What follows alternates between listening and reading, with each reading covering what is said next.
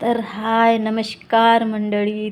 तर मी किती वर्षापासून म्हणत होते आपला डेली ब्लॉग बनवावा. ब्लॉग म्हणजे काय समजत नव्हतं. तर आपलं जे डेली रूटीन असते, जे आपण स्वयंपाक बनवतो, जे आपलं डेली आणि जे आपण रिअल बनवतो तेच, त्याच्या व्यतिरिक्त आपण चांगलं काही दाखवायचं नाही. जे आपलं ओरिजिनल आहे तेच दाखवायचं आहे. तर मी आजच्या स्वयंपाकातलं तुम्हाला डेली ब्लॉगमध्ये काय बनवलं आहे असाच डेली ब्लॉग असते. मी पण घाबरत होते की डेली ब्लॉग म्हणजे आहे तरी काय. तर बघा आता डेली ब्लॉग म्हणजे आपलं जे नेहमी आपण रुटीनमध्ये जे स्वयंपाक आपल्या घरातलं काम असते तेच आपल्याला दाखवायचं आहे प्रेक्षकांना. तर बघा मी आता आज सकाळी सकाळीच माझी सुरुवात अगोदर चहापासून होते आणि लेकरांचं दूध तापवून ठेवते. तर अगोदर मी दूध तापवले, त्याच्यानंतर माझा काळा चहा बनवून मी घेतलेला आहे. तर मला काळा चहाच आवडतो, कारण मला पित्ताचा त्रास असल्यामुळे मी दुधाचा चहा घेत नाही, मी काळाच चहा घेते. त्याच्यानंतर मी अशी गोबीची भाजी एकदम छान बनवलेली आहे. आणि माझ्या दिवसाची सुरुवात म्हणलं तर माझी मॉर्निंग 5 वाजतापासून होते. 5 वाजता म्हणजे माझ्या लेकरांचा टिफिन असतो. माझ्या सासूच्या मुलांसाठी मी कधी उठले नाही एवढ्या सकाळी, पण माझ्या मुलासाठी मला 5 वाजता उठून स्वयंपाक करावं लागते.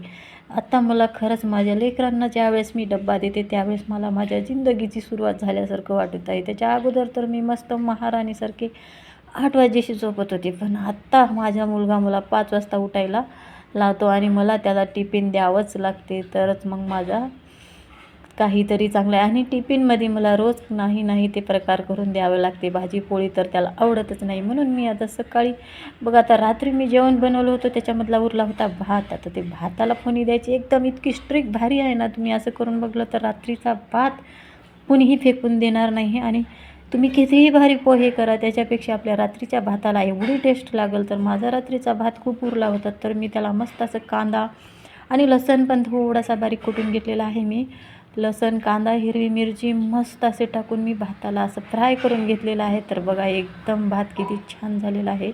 आणि मला आणि माझ्या नवऱ्याला हे खूप आवडतं रात्रीच्या भाताला फोडणी दिलेलं, म्हणून मी आता हे बनवून घेतलेलं आहे. आणि खरंच तुम्हाला सांगते, हे ट्राय करून बघा, रात्रीच्या भाताला फोडणी देऊन खूप छान लागते. आणि त्याच्यानंतर मला बनवायच्या होत्या भाकरी. तर सकाळपासून माझी धावपळ असते. आता हे भाकरी बनवत आहे मी माझ्या नवऱ्यासाठी, कारण त्यांना पण कामाला जायला उशीर होते.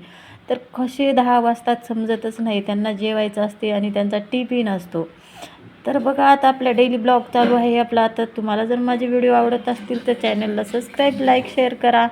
आणि असेच मी रोज रुटीन आपलं जे चालू आहे ते तुम्हाला ब्लॉग दाखवत राहीन. आणि हे माझ्या मुलाला सकाळी मी पराठा बनवला होता, त्याच्यामधलाच हे उरलेला होता. तर तो आता शाळेतून आल्यावर पण पराठा खाईल, म्हणून मी आता त्याच्यासाठी हा पराठा बनवलेला आहे अजून पण.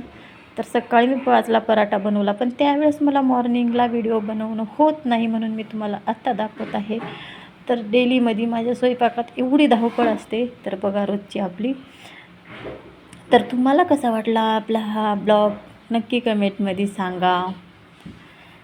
तर आता झालेला आहे आपला हा पराठा. याला तुम्ही तूप टाकून खाऊ शकता, नाही तर सॉससोबत खाऊ शकता. Tata bye bye.